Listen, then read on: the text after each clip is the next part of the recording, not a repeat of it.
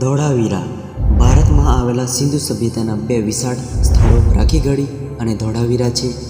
ધોળાવીરા કચ્છ જિલ્લાના ભચાઉ તાલુકાના ખદીરબેટમાં લુણી નદીને કિનારે આવેલું છે. ઈસવીસન 1967-68માં જગત પ્રસિદ્ધ જોશીએ ઉત્ખનન કર્યું હતું.